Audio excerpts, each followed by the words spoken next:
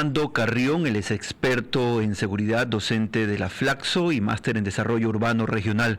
Arquitecto Carrión, buenos días y bienvenido a Radio City. No, muchísimas gracias a ustedes por la invitación. Un saludo cordial. Arquitecto Carrión, Ecuador está viviendo un recrudecimiento de la violencia y de las muertes violentas en algunos sectores, incluso de manera crítica, como lo ocurrido en Santa Elena, en una masacre de esas que no veíamos hace mucho tiempo ya, donde 6 personas fueron asesinadas.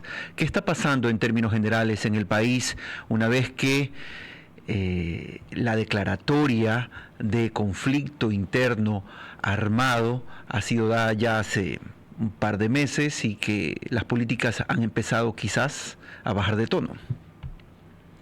A ver, yo creo que hay por lo menos, no sé, 2, 3 explicaciones de esto. Una primera es que en general de la experiencia que se tiene en América Latina, estas políticas de mano dura tienen efectos a muy corto plazo y después tienden a volver a la situación quizás de un nivel más bajo, quizás de un nivel más alto o exactamente igual. Entonces, una primera cosa es que este tipo de políticas no tienen una presencia definitiva, una presencia de cambios estructurales. La segunda cosa es que yo creo que lo que ha ocurrido también es que esta guerra que se estableció con la definición de conflicto interno armado, lo que hizo es que se cambien las instituciones o organizaciones que estaban en conflicto, porque antes era entre tiguerones y los lobos, entre los lobos y los choneros y así sucesivamente. Es decir, esta era la versión oficial que nos dijeron.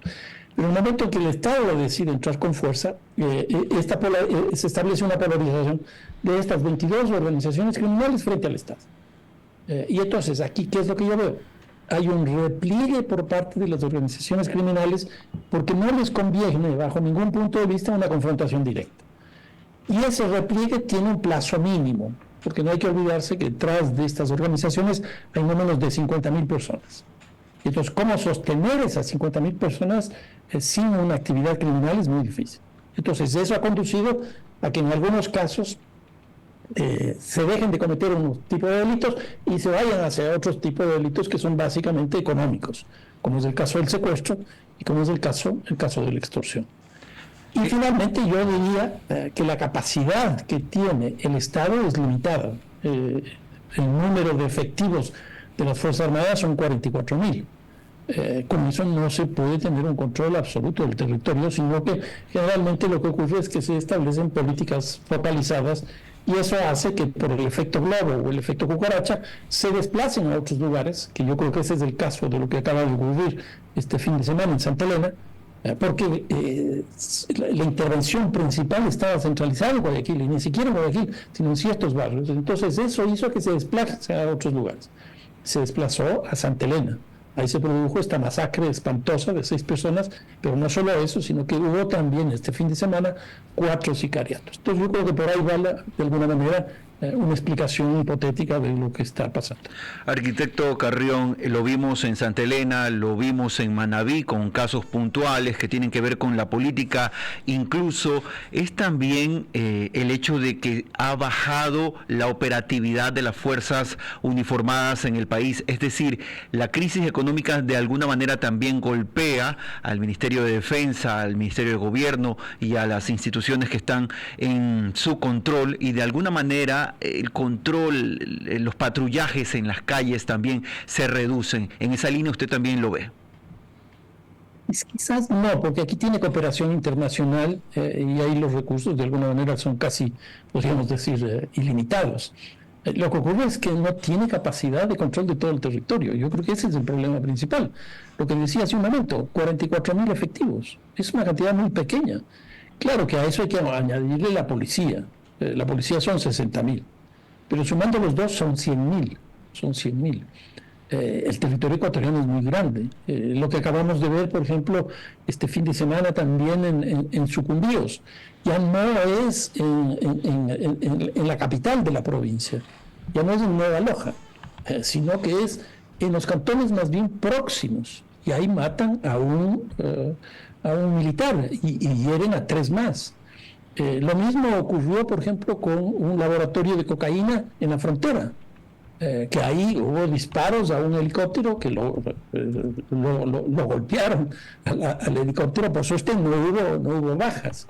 Pero lo que yo estoy viendo ahora es como la emergencia en otros lugares espaciales y en otros tipos penales, la emergencia de la violencia que empieza pues a encontrar una salida. Fernando, Germán Lynch lo saluda. Solamente para profundizar un poco en la cantidad de elementos de fuerzas del orden que comentaba. 60.000 policías, 40.000 militares, ¿correcto?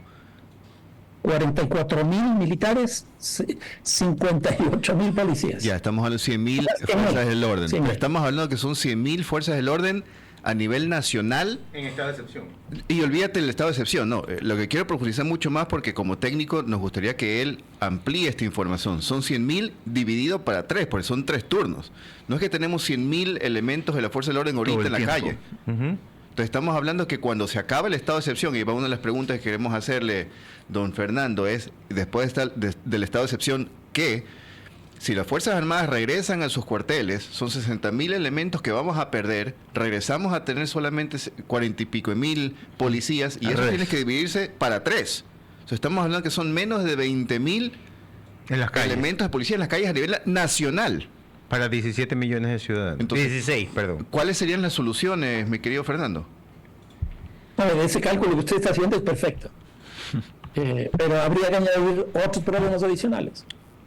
Y es que, por ejemplo, policías tienen muchos en trabajo burocrático, lo mismo las Fuerzas Armadas. Y hay que añadir, porque muchos de ellos están, por ejemplo, brindando protección a personas que provienen de las instituciones públicas, de las instituciones privadas, pero también a aquellas personas que han sido determinadas con sanciones específicas por los jueces correspondientes. Estamos hablando de los que son arresto domiciliario. Exactamente. Entonces, en la práctica, yo creo que la cantidad de personas que están trabajando efectivamente por la seguridad es muy limitada. Y aquí yo diría una cosa adicional que podría cambiar el escenario. Y es que si nosotros tuviéramos un plan de seguridad, y en ese plan de seguridad estuviera, por ejemplo, la cooperación pública-privada, que siempre se habla como necesaria, como imprescindible, etcétera, etcétera, nunca en el ámbito de la seguridad. Pero en el ámbito de la seguridad, ¿qué es lo que tenemos? Tenemos una cantidad de guardias privados que son casi el triple de los 60.000 que tiene la policía. Si nosotros establecemos una coordinación, una cooperación entre la guardianía privada y la policía pública, más los militares, tendríamos una capacidad de más o menos unas 300.000 personas. Fernando, no es la primera vez que escucho esta propuesta de sumar a la seguridad privada, a la seguridad pública también. ¿Por qué no se ha podido hacer anteriormente? ¿Cuáles han sido las barreras, los obstáculos por lo cual no se ha podido hacer? Creo que esto aquí va mucho más allá de voluntad política, porque voluntad política sí ha habido. ¿Por qué no se ha podido llevar a la práctica esto aquí? La verdad es que no sé. Obviamente hay condiciones legales, porque por ejemplo la guardianía privada no puede estar armada fuera de los espacios en los que tienen que trabajar, es decir, el espacio privado. Los centros comerciales, nosotros hemos visto ataques. Eso es un espacio privado y eso es un espacio donde no está la Policía Nacional ni las Fuerzas Armadas, sino que está la guardianía privada. ¿Por qué no se establecen líneas de cooperación? A mí me parece que ahí hay un problema. Y me parece que ahí, como se enfocó principalmente en Fuerzas Armadas, se dejó de tener en cuenta estas otras estructuras institucionales que existen. Y como la lógica está público-privada solo se ve en el ámbito de la economía, llamarlo así, pero no en el de la seguridad, pues eso no está presente.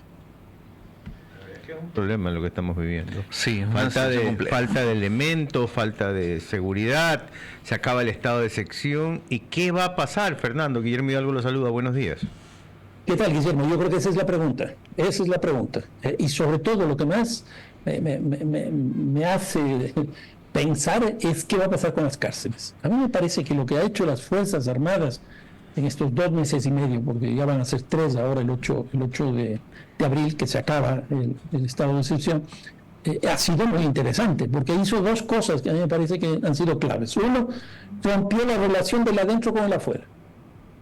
¿Por qué? Porque logró capturar, me parece, celulares, computadoras, routers, cables, etcétera, etcétera, que impidió que haya una relación entre el adentro y el afuera.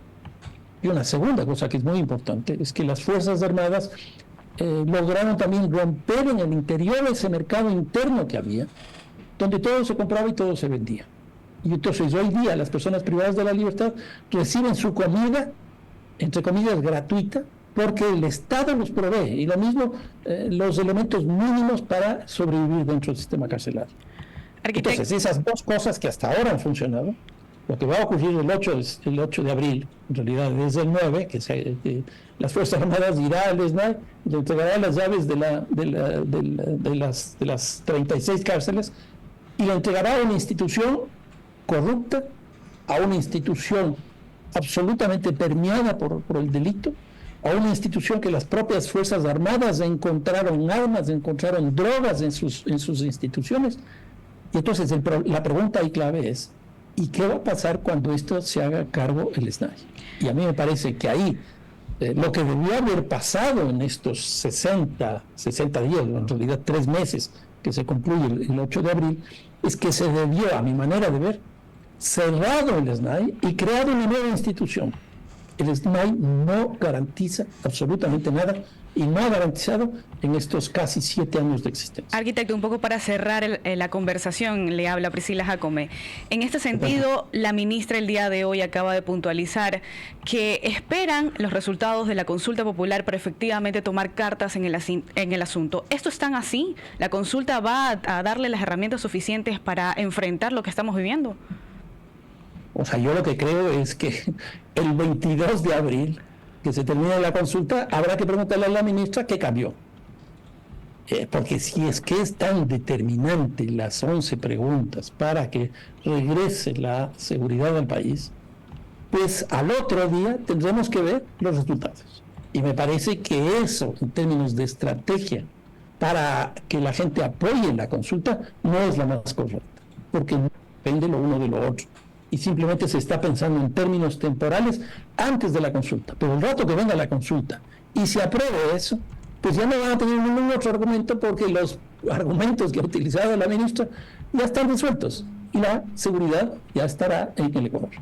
Queremos agradecer la presencia del arquitecto Fernando Carrión, experto en seguridad, docente de la Flaxo y máster en desarrollo urbano regional. Gracias, arquitecto, por estar con nosotros. Seguimos aquí en Así Amaneció. Son las 8 de la mañana y 48 minutos.